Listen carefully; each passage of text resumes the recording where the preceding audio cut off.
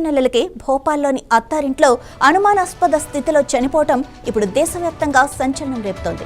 MBA graduate మాజీ miss Pune contestant అయిన ట్విషా శర్మ మృతి వెనుక అనేక ప్రశ్నలు తలెత్తుతున్నాయి. చనిపోయే ముందు ఆమె తన తల్లికి, ఫ్రెండ్కి పంపిన వాట్సాప్, ఇన్స్టాగ్రామ్ మెసేజ్లే ఈ కేసులో కీలక ఆధారాలుగా మారాయి. నన్ను తీసుకువెళ్ళండి, నా జీవితం నరకంగా మారింది అంటూ ఆమె పెట్టిన మెసేజ్లు ఇప్పుడు అందరినీ కలిచివేస్తున్నాయి.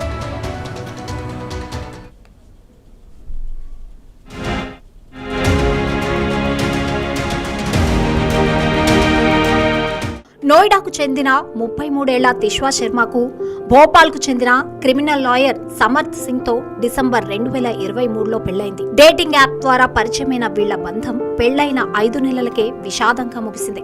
ఈ నెల 12న భోపాల్లోని కటారా హిల్స్ లో ఉన్న అత్తారింట్లో ట్విషా శవమై కనిపించింది. టెర్రస్ పై ఉన్న ఐరన్ రాడ్ కు ఉరివేసుకుని ఆత్మహత్య చేసుకుందని భర్త కుటుంబం చెబుతుండగా ఇది ముమ్మాటికి హత్యేనని ట్విషా తల్లిదండ్రులు ఆరోపిస్తున్నారు.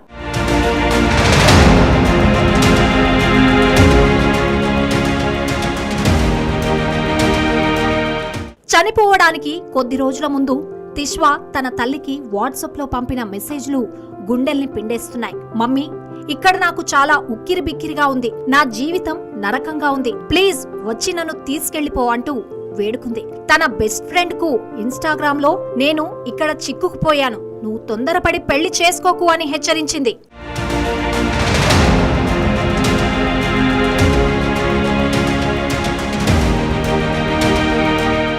ట్విషా కుటుంబ సభ్యుల ఆరోపణలు మరింత తీవ్రంగా ఉన్నాయి. కట్నం కోసం ఆమెను మానసికంగా, శారీరకంగా హింసించారని వారు చెబుతున్నారు. ట్విషా గర్భవతి అని తెలియగానే ఆ బిడ్డ తనది కాదంటూ భర్త సమర్థ్ అనుమానించాడని, అబార్షన్ చేయించుకోవాలని తీవ్ర ఒత్తిడికి తెచ్చారని వారు ఆరోపిస్తున్నారు. పోస్ట్ మార్టం రిపోర్ట్ లో కూడా ట్విషా శరీరంపై గాయాలు ఉన్నట్లు తేలడంతో అనుమానాలు మరింత బలపడ్డాయి.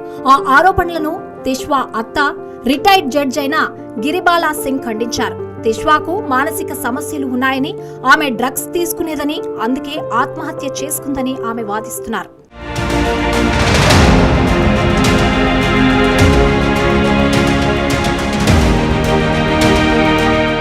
ట్విషా కేసులో భోపాల్ సెషన్స్ కోర్టు భర్త సమర్థ్ సింగ్ కు ముందస్తు బెయిల్ ఇచ్చేందుకు నిరాకరించింది. కేసు నమోదు కావడంతో సమర్థ్ ప్రస్తుతం పరారీలో ఉన్నాడు. పోలీసులు అతనిపై 10,000 రూపాయల రివార్డ్ కు కూడా ప్రకటించారు. ఈ కేసును దర్యాప్తు చేయడానికి స్పెషల్ ఇన్వెస్టిగేషన్ టీమ్ ను ఏర్పాటు చేశారు. ఒకవైపు గుండెలు పగిలేలా ఏడుస్తున్న తల్లిదండ్రులు, మరోవైపు పలుకుబడి కలిగిన అత్తమామలు, మధ్యలో వెలుగులోకి వస్తున్న వాట్సాప్ చాట్స్.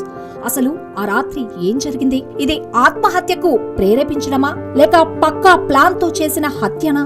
పోలీసుల దర్యాప్తులో తేలాల్సి ఉంది.